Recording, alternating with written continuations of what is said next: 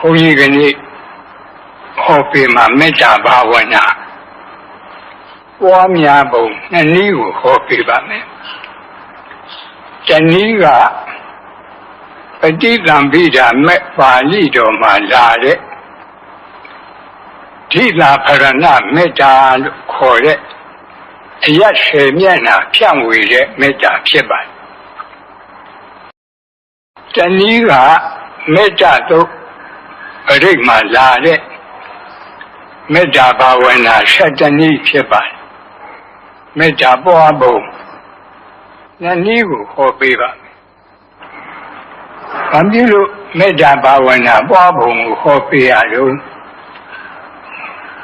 ခဏကြည့်မယ်ဆိုလို့ရှိရင်သတ္တဝါတွေမှာယာဂမီဒေါသမီမောဟမီမိသုံးပါးတွေတဟုံးဟုံးလောင်းနေတယ်ဒါကမြင်ရတဲ့ဉာဏ်နဲ့ကြည့်ရင်မြင်ရတဲ့မိသုံးပါးတခါဉာဏ်နဲ့ကြည့်ရင်မြင်ရမယ်အကျိုးမီးကငရဲမီးအဲ့ဒီမှာသင်္ကစားထတော်ကြီးကမိသုံးပါးနဲ့အကြောင်းပြုပြီးတော့ဟောထားတာရှိလောဘကိနေသူနိဋ္ဌာယဒေါသကိနေဝိဝတ္တရေဒေါသကိနေသူနိဋ္ဌာယမောဟကိနေဝိဝတ္တရေမောဟကိနေသူနိဋ္ဌာယနရကကိဝိဝတ္တရေနရကကိဝိဝတ္တန္တာနရနရသူဒုက္ခရေသင်္ကလာထတော်ဘုရားကြီးကာထာရေးဖွဲ့ပြီးတော့ထားပါဒါလည်းပဲဣတိဝပါဠိတော်ကလာတဲ့အဂိသုတ်ကိုမှီပြီးတော့ရေးခြင်းဖြစ်ပါတစ်လောဘမီးကိုအကြောင်းပြုပြီးတော့ဒေါသမီးတောက်တယ်ဒေါသမီးအကြောင်းပြုပြီးတော့မောဟမီးတောက်တယ်မောဟမီးတောက်တော့ကိုငရဲမီးတွေတောက်ကုန်တယ်ငရဲမီးတောက်ရင်တတ္တဝါတွေဟာဒုက္ခမီးတွေတဟုံးဟုံးတောက်တယ်ဒါဖြင့်အကောင်းမီးမိကိုငြိမ်းစေနိုင်တဲ့ရေရှိတယ်လို့အခုပြောတဲ့လောဘမိဒေါသမိမောဟမိငရဲမိဒီမိကိုငြိမ်းစေတတ်တဲ့တရားရေကိုမရှိဘူးလားတရားရေကမေတ္တာဘာဝနာသည်အဲ့ဒီမိတွေကိုငြိမ်းစေတတ်တဲ့ရေစဉ်ရေအေးဖြစ်ပါမေတ္တာဘာဝနာရေစဉ်ရေအေးပွားတဲ့နည်းဟာဘုန်းကြီးတို့ပဋိသင်္ပိဓာမဲ့ပါဠိတော်မှာလာတဲ့အယတ်10မျက်နှာတစ်မျက်နှာတစ်မျက်နှာစဉ်မေတ္တာ4ပါး4ပါးပွားတဲ့မေတ္တာဘာဝနာရေစဉ်တစ်မျိုးမေတ္တာလုတ်ပရိတ်မှာလာတဲ့မေတ္တာဘာဝနာ7မျိုး2မျိုးတောင်ရှိပါလေမေတ္တာရေစဉ်ရှိ2မျိုးပြောကြလို့ဤတွင်ပဋိသင်္ပိဓာမဲ့ပါဠိတော်မှာလာတဲ့မေတ္တာဘာဝနာပွားပုံကဘုန်းကြီးတို့ဒီအယတ်10မျက်နှာကိုရှာကရေတွက်ပုံကတစ်မျိုးရှာကအရှိအနောက်မြောက်တောင်တခါဖြည့်တောင်အနောက်မြောက်အရှိမြောက်အနောက်တောင်အောက်အထက်အဲ့ဒီလိုသူနည်းနဲ့သူပေါ့တူယူအယတ်4မျက်နှာအထောက်အယတ်4မျက်နှာတလို့ဆိုပြီးတော့အောက်အထက်အယတ်ချင်းကလူတွေမှတ်ဖို့လွယ်တဲ့နည်းကအရှိအယတ်အရှိတောင်အယတ်တောင်အယတ်အနောက်တောင်အယတ်အနောက်မြောက်အယတ်မြောက်အယတ်အရှိမြောက်အယတ်အဲဒီလိုမှတ်ရင်လည်းပဲအယတ်သေးကပြီးရပြီးပါဤတွင်ဥပမာအရှိအယတ်ဆိုပါဆိုရဲ့ကုရတိမာယဒိသာယသဗ္ဗေတန္တာအဝေရာဟွန်တုအပြာပိစ္ဆာဟွန်တုအနိကာဟွန်တုဒုက္ခိအတ္တနာပရိဟရန္တုတူလေးချက်ဟာမေတ္တာဘာဝနာပြတယ် အယက်တမျက်နှာအတွက်မေတ္တာ၄ပါးပွားကြရင်ကျန်တဲ့အယက်9မျက်နှာအတွက်အကုန်လုံးမေတ္တာပွားကြသွားတယ်အဲ့ဒီမှာအရှိအယက်၌ရှိသောအနန္တဆက်ကြဝဠာအနန္တတတ္တဝါမေတ္တာကအပမိညာကမ္မထံခေါ်ပါတယ်တတ္တဝါအပိဉ္ချမထားရတတ္တဝါမနိုင်ရှင်နိုင်လောက်အောင်များတဲ့အနန္တတတ္တဝါအဲ့ဒီလိုဆက်ကြဝဠာလည်းပဲအရှိဘက်ကအနန္တဆက်ကြဝဠာအနန္တမှာရှိရတဲ့အနန္တတတ္တဝါတွေအာယုံပြုပြီးတော့အဝေရာဟွန်တုဆိုတာကဘေးရန်ခတ်သိငြိမ်းကြပါစေတယောက်ရံပြုလို့တဲ့စေတနာဘုန်းကြီးတို့ရှားအခေါ်ဝေရစေတနာလို့ခေါ်တယ်အဲ့ဒီဝေရစေတနာရံပြုလို့တဲ့စေတနာဖြစ်ရင်ဒေါသတွေဖြစ်လာတယ်ဒေါသတွေဖြစ်လာရင်ကိုယ်စိတ်ဆင်းရဲတယ်အဲ့ဒီကိုယ်စိတ်ဆင်းရဲရင်နှလုံးစိတ်ဝမ်းမအေးချမ်းတော့ဘူးနှလုံးစိတ်ဝမ်းပူပန်အဲ့ဒါကြောင့်ဒီလေးခုကိုတတ်ပြီးတော့အဝေရာဟွန်တုကြည့်ပြီးတော့ဘေးရန်ခတ်သိမ်းငြိမ်းကြပါစေအရာပိစ္ဆာဟွန်တုကြည့်ပြီးတော့ဒေါသခတ်သိမ်းငြိမ်းကြပါစေအနိဂါဟွန်တုကိုကြည့်ပြီးတော့ဆင်းရဲခတ်သိမ်းငြိမ်းကြပါစေဒုက္ခိအတ္တနာပရိဟရံတုကြည့်ပြီးတော့ကိုယ်စိတ်နှလုံးစိတ်ဝမ်းအေးချမ်းရပါစေလို့ဆိုရင်ဗမာနည်းနဲ့ဗမာပွားရင်အနဲ့အတိတ်ပဲမချင်းစရာမရှိဘူးမျက်စိကိုမှိတ်ထားသို့မဟုတ်စက်ခုံတရေကိုချထားပြီးတော့ပွားကြည့်ရအောင်ဘုန်းကြီးတို့စာထဲကလာတဲ့အယက်အသွားနဲ့တူယူအယက်၄မျက်နှာအထောက်အယက်၄မျက်နှာအောက်အယက်၄မျက်နှာအထက်အယက်အောက်အယက်အထက်အယက်အားလုံးအယက်10မျက်နှာမေတ္တာဘာဝနာပွားရအောင်ဓမ္မကြီးတွေဓမ္မကြီးတွေဆက်ခုံးတွေမြတ်စွာချပြီးတော့ဩဒီဒိသာဖရဏမေတ္တာကိုအရင်ပွားကြရအောင်မြတ်လိုက်ဆိုကြ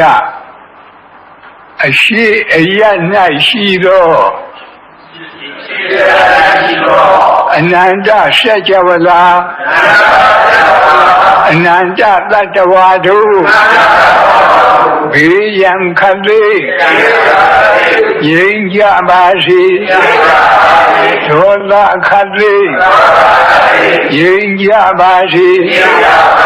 ဆင်းရဲခတ်သိငြိမ်းကြပါစေနှလုံးစိတ်ဝမ်း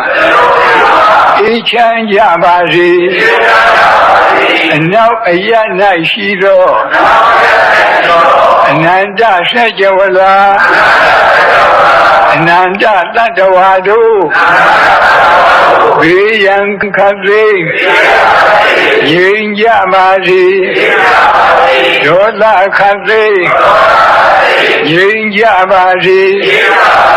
ဆင်းရဲခတ်သိငြိမ်းကြပါစေနှလုံးစိတ်ဝမ်းအေးချမ်းကြပါစေမြောက်အယက်၌ရှိသောအနန္တဆက်ကြဝဠာအနန္တတတ္တဝါတို့ဘေးရန်ခတ်သိငြိမ်းကြပါစေဒေါသခတ်သိငြိမ်းကြပါစေဆင်းရဲခတ်သိငြိမ်းကြပါစေနှလုံးစိတ်ဝမ်းအေးချမ်းကြပါစေတောင်အယက်၌ရှိသောအနန္တဆက်ကြဝဠာအနန္တတတ္တဝါတို့ဘေးရန်ခတ်သိငြိမ်းကြပါစေဒေါသခတ်သိငြိမ်းကြပါစေဆင်းရဲခတ်သိငြိမ်းကြပါစေနှလုံးစိတ်ဝမ်းအေးချမ်းကြပါစေ အရှိတောင်တောင်အယတ်၌ရှိသောအနန္တစัจ java လာအနန္တသတ္တဝါတို့ဝိယံခသိငြိမ်းကြပါစေဒေါသခသိငြိမ်းကြပါစေရှင်ရခသိငြိမ်းကြပါစေနှလုံးစိတ်ဝါအေးချမ်းကြပါစေအနောက်မြောက်တောင်အရ၌ရှိသောအနန္တစัจ java လာအနန္တသတ္တဝါတို့ဝိယံခသိငြိမ်းကြပါစေဒေါသခသိငြိမ်းကြပါစေရှင်ရခသိငြိမ်းကြပါစေနှလုံးစိတ်ဝါအေးချမ်းကြပါစေအရှိမြောက်ထောင်အရ၌ရှိသောအနန္တစัจ java လာအနန္တသတ္တဝါတို့ဝိယံခသိငြိမ်းကြပါစေဒေါသခသိငြိမ်းကြပါစေရှင်ရခသိငြိမ်းကြပါစေနှလုံးစိတ်ဝါအေးချမ်းကြပါစေအနောက်တောင်တောင်အရ၌ရှိသောအနန္တစัจ java လာအနန္တသတ္တဝါတို့ဝိယံခသိငြိမ်းကြပါစေဒေါသခသိငြိမ်းကြပါစေရှင်ရခသိငြိမ်းကြပါစေနှလုံးစိတ်ဝါအေးချမ်းကြပါစေအောက်အရ၌ရှိသောထက်ဝန်းကျင်အနန္တစัจ java လာအပေဘုံသာအနန္တသတ္တဝါတို့ဝိယံခသိငြိမ်းကြပါစေဒေါသခသိငြိမ်းကြပါစေရှင်ရခသိငြိမ်းကြပါစေနှလုံးစိတ်ဝါအေးချမ်းကြပါစေအထက်အရ၌ရှိသောထက်ဝန်းကျင်အနန္တစัจ java လာအနန္တနတ်မြမာတို့ဝိယံခသိငြိမ်းကြပါစေဒေါသခသိငြိမ်းကြပါစေရှင်ရခသိငြိမ်းကြပါစေနှလုံးစိတ်ဝါအေးချမ်းကြပါစေဟောဒါပฏิသံပိဒမေပါဠိတော်ကလာတဲ့ဓိတာဖရဏမေတ္တာလို့ခေါ်တဲ့အယတ်10မျက်နှာအာယုံပြုပြီးတော့ဖြန့်ဝေတဲ့မေတ္တာဒီအယတ်10မျက်နှာထားပုံကခုပြောသလိုပဲရှားရဲကထားတာကအရှိအနောက်မြောက်တောင်ဒီအစဉ်အတိုင်းအရှိတောင်တောင်အနောက်မြောက်တောင်အရှိမြောက်တောင်အနောက်တောင်တောင်ဒီလိုရှင်းပါလေမိမိတို့လွယ်ဆင်ញင်တော့အရှိကနေပြီးတော့အရှိတောင်ကနေတောင်ကနေပြီးတော့အနောက်တောင်ကနေပြီးအနောက်ကနေပြီးအနောက်မြောက်ကနေပြီးမြောက်အနောက်မြောက်ကပြီးတော့အရှိမြောက်ပြီးတော့အရှိလို့အဲဒီလိုဘုန်းကြီးတို့သိမြနမိတ်ကြားတဲ့အခါအယတ်ဆက်အောင်ကြားရတယ်လို့ရှိအဲဒီလိုအယတ်ရှင်အတိုင်းယခုလိုမေတ္တာပွားမဲ့ဆိုလည်းပဲပွားရပါတယ်ပေါ်ကောင်းပါယခုပြောတဲ့မေတ္တာဘာဝနာဆိုနည်းတွေဟာ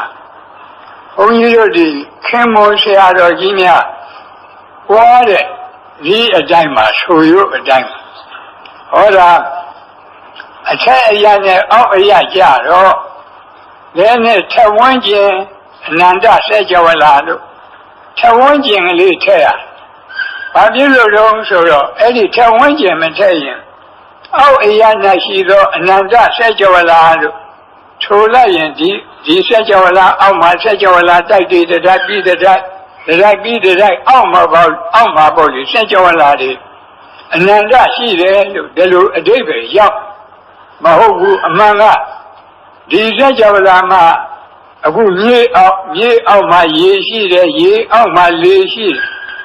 lay Alma, Zadaka Basure, Congan ye be she. Alma Sajavala, the Dyke Mashibu, Peba one Gemara Sajavala, Dyke, and Nandashi. Eladi are you Yap of Lu? Oh, Ayana Shilo, no Nara. Tawanjin, so the Papa Bade, Suluda. Nanda Sajawala. Any Sajawala, Babilu Delu, Uradum Solo, Gunanga, yet Shimyana, Piodunga, a Babuladi, Sika, Ayu Mayaku, O Kukuran Buji, Mayaka Tuya, and I don't a Babuladi, Ayu Yaku, O Ayaka Boya. Toa Dube, a Yashimyana, Boaduma, a Taka, not the Jamadi Mabau. Ayunema, Mayaku. Bimiro Lure, the Pianeti, Lure Buda Ayum Yalu. A Tanga Native Yamadi Yamida, Waya, On Sobiro, a Tayanai, Shido. Ananda Sajawala, so that she nara. Tawanjin, to Terra, the dear diamond. The Tawanjin Matalu, she him. The Sajawala, Tama Sajawala, Dati, singer. Nanda Sajawala, Eddie Lu Timbram, Eddie Lu Mate on Eddie Atemu, Dami Bio, Tawanjin, Sura Bibabadi, Nanda Sajawala, Nanda Nadiamadu, Dalive, Tule, Dadita Parana, Meda Lukore. Meta Bavana, and me. Udabana Dudas in the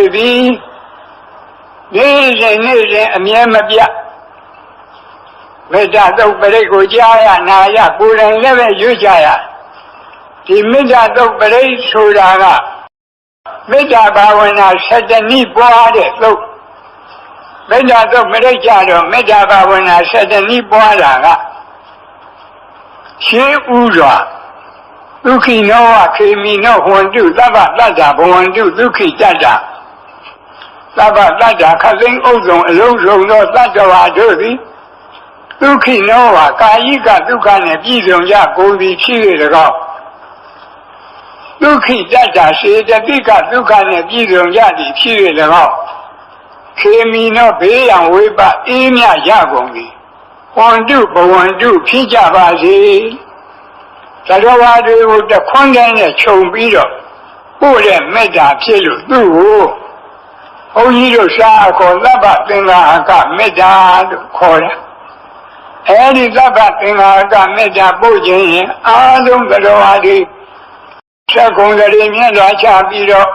Jozo Miazwa, Badawa, Chamba, Pusi, Miabazi. Uba Yambi, Kinsin, we Jabazi. Adam Gadawadi, Chombi Bode, Laba Pinga, Meda, Dava, Tani. The long now, Yekisi Bana Budati, Tadawa, Tavadawa, Nawa, Bida, Adam Jaya, the Adam Yuna Yuja. Only the Badi Luga, Meda Babi, Suro, Yekisi Bana Budati. Tadawa, Tavadawa, Noa, Bida, Lava, Dada, Bondu, Luki, Dada. Any little boy, who now Nama do yet. A Piazza Shiva. And I will go you. But I was Nasu, Tabi, Boade, Medamu. Do Duka, Meda, Corner. So Yavazu, hint the Muda Sani Yado, Ayumasi, Magina, Namulo. အာယုံပြောင်းခြင်းလို့ပဲအခုလည်းပဲသတ္တဝါတွေကိုအကုန်လုံးတခွန်းနဲ့ခြုံပြီးသဗ္ဗသင်္ဟာရကနဲ့အာမရရင်ဒုက္ခမေတ္တာသတ္တဝါနှစ်ပုံထားပြီးပွားတဲ့မေတ္တာပွားနိုင်ဖို့တတဝါခြာဝရဝါအနောအကေတာသဗ္ဗတတ္တဘဝန္တုဒုက္ခိတတ္တာလို့ပွားရဗမာလူပြောတော့တတဝါဆိုတာကြောက်တတ်တဲ့တတ္တဝါဒေါသကိလေသာမကင်းသေးတဲ့ဥထုရှင်သောတာပန်တဂရကံကိုကြောက်တတ်တဲ့တတ္တဝါလို့ခေါ်တယ်။သာဝရဆိုတာမကြောက်တတ်တဲ့တတ္တဝါဒေါသကိလေသာကင်းလို့မကြောက်တတ်တဲ့တတ္တဝါဆိုတာအနာဂံနဲ့ယဟန္တာအဲ့ဒီနှစ်ခုကိုကြောက်တတ်မကြောက်တတ်နှစ်ရများစွာတတ္တဝါချမ်းသာကိုယ်စိတ်မြဲပါစေ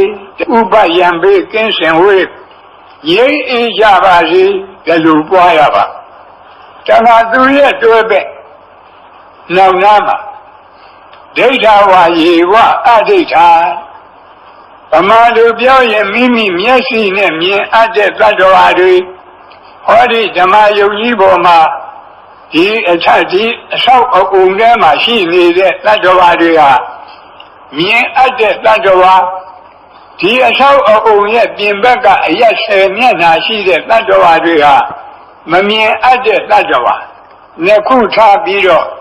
မြင်အပ်မမြင်အပ်နှစ်ရပ်များစွာသတ္တဝါချမ်းသာကိုယ်စိတ်မြဲပါစေအဲ့ဒီလိုပွားရပါမယ်နောက်ကဒူတွေဝတ္တန်တိအဝိဒူတွေဆိုတာက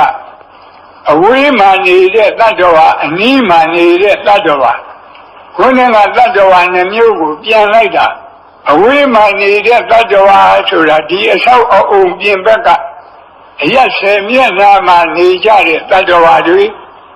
အနီးမှနေတဲ့သတ္တဝါဆိုတာဒီအဆောက်အအုံအတွင်းမှာရှိတဲ့သတ္တဝါတွေအာယုံပြုပြီးတော့ဝေးနေနီးနေနဲ့ထွေများစွာသတ္တဝါချမ်းသာကိုယ်စိတ်မြဲပါစေဒီလိုပွားရပါပြီးတော့နောက်နာမှာဘုဒ္ဓဝသံဃဝေသီဝသဗ္ဗတတ္တဘဝန္တုဒုက္ခိတတ္တာဆိုတာဘုဒ္ဓဝါဆိုတာတန်တရားဖြစ်ပြီးပြီနောက်ဖြစ်เสียမရှိတော့တဲ့ဘဝဇတ်ဆုံးတဲ့ယဟန္တာပုဂ္ဂိုလ်တွေသံဃဝေသီဆိုတာဘဝဇတ်မဆုံးသေးတဲ့ဥထုရှင်သောတာပန်တဂရကအနာဂံပုဂ္ဂိုလ်တွေဒါတွေကိုခြံနှစ်ပုံထားပြီးတော့ဘဝဇတ်ဆုံးမဆုံးများစွာတတ္တဝါချမ်းသာကိုယ်စိတ်မြဲပါစေလို့အဲ့ဒီလိုမေတ္တာပို့ရမည်ဖြစ်ပါတယ်။တခါတတ္တဝါကိုနှစ်ပုံထားပြီးပို့တဲ့မေတ္တာ၃ပါးအပြင်တတ္တဝါကို၃ပုံထားပြီးပွားတဲ့မေတ္တာကြတော့တိကမေတ္တာခေါ်ပါတယ်။အဲဒီမှာဘုန်းကြီးတို့တတဝါသာဝရဝနဝတိတာဒီဃဝါယေဝမဟန္တာမိဂိမာရတကအနုကထူလာဒီပါဠိဂါထာထက်ဝက်မှာဘုန်းကြီးတို့တတဝါ၃ပုံ၃စုရအောင်ဉာဏ်ဖြန့်ရဒီဃဝါရှည်လျားတဲ့ခန္ဓာကိုယ်အတ္တဘောရှိတဲ့သတ္တဝါနောက်နာကရတ္တာလို့ပါတယ်တူတဲ့ခန္ဓာကိုယ်အတ္တဘောရှိတဲ့သတ္တဝါမျက်စိမှာမရှိမတူအလေအလတ်အတ္တဘောရှိတဲ့သတ္တဝါ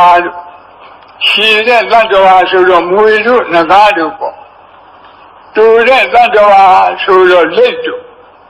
မရှိမတူဆိုတော့ဒီကြားကသတ္တဝါတွေဒါသုံးခုကိုခြုံပြီးတော့ရှည်တူအလတ်သုံးရခန္ဓာသတ္တဝါချမ်းသာကိုယ်စိတ်မြဲပါစေဒီလိုပွားရတခါနောက်လာတဲ့မဟန္တာခန္ဓာကိုယ်ကြီးမားတဲ့တတ္တဝါရာဟုအသူရိန်ကြီးတို့လိုခန္ဓာကိုယ်ကြီးမားတဲ့တတ္တဝါတွေအနုကခန္ဓာကိုယ်သေးငယ်တဲ့တတ္တဝါတွေမျက်စိမှာအဲ့ဒီမကြီးမငယ်အလေအလတ်တတ္တဝါတွေသုံးစုထားပြီးတော့ကြီးငယ်အလတ်သုံးရခန္ဓာတတ္တဝါချမ်းသာကိုယ်စိတ်မြဲပါစေတခါနောင်နာကမေဇိမာရတကအနုကထူလာထူတဲ့ဖြိုးတဲ့ဝါတဲ့ခန္ဓာကိုယ်အတ္တဘောရှိတဲ့တတ္တဝါအနုကကျုံနဲ့လှီတဲ့ပိန်နဲ့ ခန္ဓာကိုယ်အတ္တဘောရှိတဲ့သတ္တဝါမျက်စိမှာမဆူးမကြုံအလေအလတ်အတ္တဘောရှိတဲ့သတ္တဝါလူပဲသုံးမျိုးနော်ဝတဲ့လူပိန်တဲ့လူမဝမပိန်အလေအလတ်လူဒီလိုသုံးမျိုးအဲဒီမှာဆူကြုံအလတ်သုံးရခန္ဓာသတ္တဝါချမ်းသာကိုယ်စိတ်မြဲပါစေအဲဒီလိုပွားရအခုပြောခဲ့တဲ့မေတ္တာတွေကတစ်ဖက်သားအပေါ်မှာအရှိအပွားချမ်းသာရကြောင်းအရှိအပွားကိုရယူလို့တဲ့မေတ္တာပါဠိလိုဟိတာဓိကမဒိဋ္ဌာယမေတ္တာလို့ခေါ်တယ်အရှိအပွားချမ်းသာရကြောင်းကိုရယူလို့တာမေတ္တာမြည်တယ်လို့တလားအပေါ်မှာအရှိအပွားခေါ်တဲ့ဆင်းရဲဒုက္ခရောက်ကြောင်းမလိုတာကိုလည်းပဲအဟိတာပဉ္စနာဒိဋ္ဌာယမေတ္တာလို့ခေါ်တယ်အဲ့ဒီမေတ္တာပွားနိုင်အောင်လို့နာပရောပရဏိကုပ္ပေထနာတိမင်ယေထကတ္တစီနံကံရှိဗျာရောဒနာပတိကသိညဇိညမင်ညတဒုက္ခမိတ်ဆေယသရောအတူဆင်းရဲဒုက္ခရောက်တာဘာကြောင့်လဲတယောက်ကတယောက်လိမ့်လီလိပြနေလို့အလေးမပေါ်ခင်ဆက်ဆံရေးအရှင်ပြေတော်လည်းပဲအလေးပေါ်လာရင်ခက်ရန်ဒေါသဖြစ်ပြီးဆင်းရဲဒုက္ခရောက်ဒါကြောင့်လူအချင်းချင်းလက်ပတ်ချင်းဟာဆင်းရဲဒုက္ခရောက်ကြောင်းတရားဒီတရားကင်းရပါစေ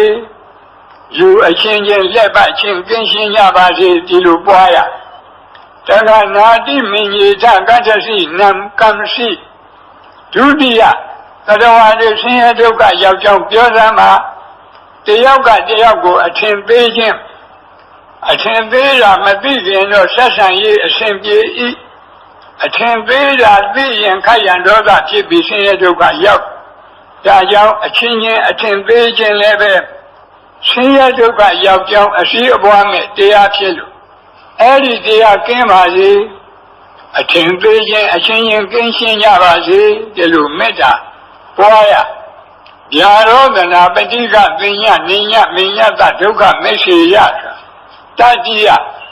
ဒုက္ခရောက်ကြောင်းတရားကတယောက်ကတယောက်ဆင်းရဲတာကိုအလိုရှိတတိယတို့မလိုပါဘူးကိုတော့ဒီလိုမဟုတ်ပါဘူးမိမိတို့ကဗုဒ္ဓရဲ့သားတော်သမီးတော်မူလို့ဒီစိတ်တွေမရှိတာတော့ကဘာကြီးတစ်ခုလုံးကြည့်ရင်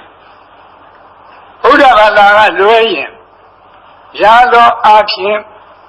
တစ်ဖက်သားဆင်းရဲတာကိုပဲအလိုရှိတယ်ကိုယ်သာချမ်းသာဒါကြောင့်အချင်းချင်းဆင်းရဲလိုခြင်းလည်းပဲဒုက္ခရောက်ကြောင်းတရားဖြစ်လို့ဆင်းရဲလိုခြင်းအချင်းချင်းကင်းရှင်းကြပါစေအဲ့ဒီလိုမေတ္တာပွားတာကိုအရှိအပွားမဲ့ပယ်ရှားလိုတဲ့မေတ္တာသုံးပါလို့ခေါ်တယ်ယခုမေတ္တာဘာဝနာတနည်းတနည်းကိုနှခေါက်လက်တွေ့ပွားကြည့်ရအောင်မြတ်သက္ကုံတရီမြတ်စွာဘုရားအားလုံးလိုက်ဆိုကြရဗျာလုံးစုံများစွာသတ္တဝါချမ်းသာကိုယ်စိတ်မြဲပါစေဥပယံပေကင်းစင်ဝေးရိပ်အေးကြပါစေလုံးစုံများစွာသတ္တဝါချမ်းသာကိုယ်စိတ်မြဲပါစေဥပယံပေကင်းစင်ဝေးရိပ်အေးကြပါစေကြောက်တမကြောက်တမြတ်များစွာသတ္တဝါချမ်းသာကိုယ်စိတ်မြဲပါစေဥပယံပေကင်းစင်ဝေးရိပ်အေးကြပါစေကြောက်တမကြောက်တမြတ်များစွာသတ္တဝါချမ်းသာကိုယ်စိတ်မြဲပါစေဥပယံပေကင်းစင်ဝေးရိပ်အေးကြပါစေ မြင်အပ်မမြင်အပ်မရများစွာသတ္တဝါချမ်းသာကိုယ်စိတ်မြဲပါစေဥပယံပေသင်္ရှင်ဝေငြိမ်းအေးကြပါစေမြင်အပ်မမြင်အပ်မရများစွာသတ္တဝါချမ်းသာကိုယ်စိတ်မြဲပါစေဥပယံပေသင်္ရှင်ဝေငြိမ်းအေးကြပါစေဝိနေနီးနေမထွေများစွာသတ္တဝါချမ်းသာကိုယ်စိတ်မြဲပါစေဥပယံပေသင်္ရှင်ဝေငြိမ်းအေးကြပါစေဝိနေနီးနေမထွေများစွာသတ္တဝါချမ်းသာကိုယ်စိတ်မြဲပါစေဥပယံပေသင်္ရှင်ဝေငြိမ်းအေးကြပါစေဘဝဇာဆုံးမဆုံးများစွာသတ္တဝါချမ်းသာကိုယ်စိတ်မြဲပါစေဥပယံပေသင်္ရှင်ဝေငြိမ်းအေးကြပါစေဘဝဇာဆုံးမဆုံးများစွာသတ္တဝါချမ်းသာကိုယ်စိတ်မြဲပါစေဥပယံပေသင်္ရှင်ဝေငြိမ်းအေးကြပါစေဘဝဇာဆုံးမဆုံးများစွာသတ္တဝါချမ်းသာကိုယ်စိတ်မြဲပါစေဥပယံပေသင်္ရှင်ဝေငြိမ်းအေးကြပါစေရှိတုအလလုံးရခန္ဓာသတ္တဝါချမ်းသာကိုယ်စိတ်မြဲပါစေဥပယံပေသင်္ရှင်ဝေငြိမ်းအေးကြပါစေရှိတုအလလုံးရခန္ဓာသတ္တဝါချမ်းသာကိုယ်စိတ်မြဲပါစေဥပယံပေသင်္ရှင်ဝေငြိမ်းအေးကြပါစေဤငယ်အလလုံးရခန္ဓာသတ္တဝါချမ်းသာကိုယ်စိတ်မြဲပါစေဥပယံပေသင်္ရှင်ဝေငြိမ်းအေးကြပါစေဤငယ်အလလုံးရခန္ဓာသတ္တဝါချမ်းသာကိုယ်စိတ်မြဲပါစေဥပယံပေသင်္ရှင်ဝေငြိမ်းအေးကြပါစေထူးကျုံအလလုံးရခန္ဓာသတ္တဝါချမ်းသာကိုယ်စိတ်မြဲပါစေဥပယံပေသင်္ရှင်ဝေငြိမ်းအေးကြပါစေထူးကျုံအလလုံးရခန္ဓာသတ္တဝါချမ်းသာကိုယ်စိတ်မြဲပါစေဥပယံပေသင်္ရှင်ဝေငြိမ်းအေးကြပါစေလူအချင်းချင်းလက်ပတ်ချင်းကင်းရှင်းကြပါစေလူအချင်းချင်းလက်ပတ်ချင်းကင်းရှင်းကြပါစေအချင်းသေးချင်းအချင်းချင်းကင်းရှင်းကြပါစေအချင်းသေးချင်းအချင်းချင်းက င်းရှင်းကြပါစေဆင်းရဲလူချင်းအချင်းချင်းကင်းရှင်းကြပါစေဆင်းရဲလူချင်းအချင်းချင်းကင်းရှင်းကြပါစေဟောဒါမေတ္တာဒုက္ခလာတဲ့မေတ္တာဘာဝနာ7နည်းတနည်းကိုနှစ်ကြိမ်မိမိတို့ပွားပြီးအားလုံးမေတ္တာဘာဝနာပွား၍လောဘမိဒေါသမိမောဟမိငရဲမိတရိစ္ဆာန်ပြိတ္တာအတုရကအပေမိကိုငြိမ့်သနိုင်ပါတယ်လို့ဆိုတဲ့တရားတော်အရာလောဘဒေါသမောဟအပေကြီးဟူသောမိ4ပါးကိုဤမေတ္တာဘာဝနာ2နည်းဖြင့်ငြိမ့်သ၍ငြိမ့်အေဒုက္ခစ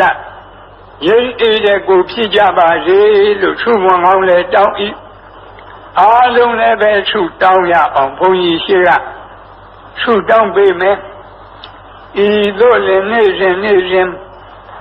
ငါးပါးသောဂရုဓမ္မအိဋ္ဌသီလဆောက်တည်ရခြင်းသီလကောင်းမှုကုသိုလ်ကံစေရနာမေတ္တာဘာဝနာနှလုံးကျင့်သုံးရခြင်းဘာဝနာကောင်းမှုကုသိုလ်ကံစေရနာနေ့စဉ်ဆွမ်းအင်ရှိသမျှဒါနကောင်းမှုပြုရခြင်းဒါနမယကောင်းမှုကုသိုလ်ကံစေရနာဤသို့ပေါင်းအပ်ဤသို့ပွားအပ်များတဲ့ကောင်းမှုကုသိုလ်ကံအယတို့ကြောင့်ဒုက္ခခတ်သိမ်းချုပ်ပြငြိမ်းဇတ်သိမ်းကြည်နိဗ္ဗာန်ဆိုတဲ့ဒုက္ခခတ်သိမ်းလို့ချုပ်ရပြရငြိမ်းရတန်တရားဇတ်သိမ်းရနိဗ္ဗာန်တရားတော်မြတ်ကိုမပင်မပန်းချမ်းသာတော်ကုသောအကျင့်မတိပါလင်းမြန်သောဝိပဿနာအသိဉာဏ်ရည်တန်အပ်သောမဉ္ဇဉ်4ရတုဖြင့်အရဟတဖို့ပေါကိုယ်စီကိုငါမျက်မှောက်ပြုနိုင်ကြသည်ဖြစ်ပါစေကုန်သတည်းအရဟတဖို့ပေါနိဗ္ဗာန်ကိုမျက်မှောက်ပြုရသောထိုနောက်ဆုံးဘဝပရိနိဗ္ဗာန်သုတိဤနောက်ကာလ၌ကာမရူပအရူပတိဟုသောဘဝ3ပါးဘုံ3ပါးတို့တွင်ဘယ်ဘုံဘယ်ဘဝ၌မှယုံနာနှဖြခန္ဓာ5ပါးဒုက္ခသစ္စာဝိမိစာတရားတို့တဖန်အသစ်မဖြစ်ခြင်းတည်းဟုသောအနုပါဒនិရောဓအနုပါဒပရိနိဗ္ဗာန်ကိုစီစံရပါစေကုန်သတည်းအနုပါဒပရိနိဗ္ဗာန်ကိုစီစံရသဖြင့်ကာမဝကိလေသာဝဝိပါကဝတိဟုသောဝဒုက္ခခတ်သိမ်းသံဃာမိကြောင့်မိလျံကြီးအပြည့်တိုင်ငြိမ်ကြပါစေကုန်သတည်း